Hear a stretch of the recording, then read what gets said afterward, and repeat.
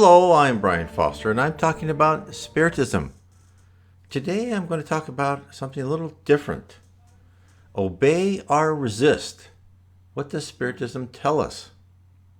Spiritism echoes the words of Christ when he said, "Render unto Caesars the things that are Caesar's, and unto God the things that are God." Matthew chapter 22, verse 21, meaning we should strive to be good citizens and perform our civic duties.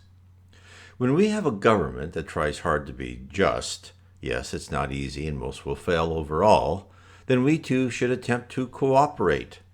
But when a government dictates orders that violate your conscience and has demonstrated a lack of humanity to its own, then actions become complicated. As an example, the United States Constitution was an inspiration made by high spirits so the United States could be a force for good in the world. Laws and rules made under that authority should be recognized, even if they seem to not be in your favor. But when groups of politicians actively violate the Constitution or bypass it, they create illegitimate laws which no longer bear the weight of spiritual authority. Corruption is expected in all human organizations. After all, we are imperfect souls who inhabit this planet. But when corruption becomes life-threatening to the populace, then resistance has its place. These politicians have violated the divine inspiration for the United States and have ignored and actively worked against the interest of the people. They have become a law unto and for themselves. Hence, all legitimacy has been discarded. Individually, karma will handle the teaching of each corrupted politician, or others in position of responsibility and power.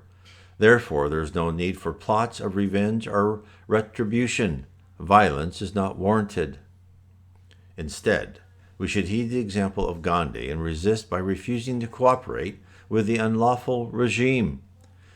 The people in power should be brought to the point to comprehend that they have lost the permission of the people to govern, that to remain in power is an empty exercise. We should speak up and defend others who are being persecuted. Utilize the legal system in elections to remove those in power. If elections are fraudulent, then the entire government structure must be replaced. Therefore, withdraw all support for those who continue to promote such illegitimacy. Remove your labor and financial backing. Boycott corporations who promote the government's propaganda. Next, get involved in the lowest levels of government and work to reform it from the bottom. No organization can exist for long when its foot soldiers revolt and cry a halt to its nefarious practices. Therefore, attempt to transform government from within, and be a beacon of love, honesty, and fraternity to all around you. None of this may work. You shall probably be frustrated for a long period of time. Nevertheless, you have stood your moral ground and found within yourself the power and glory of following your conscience and make yourself stronger for your next life. God bless.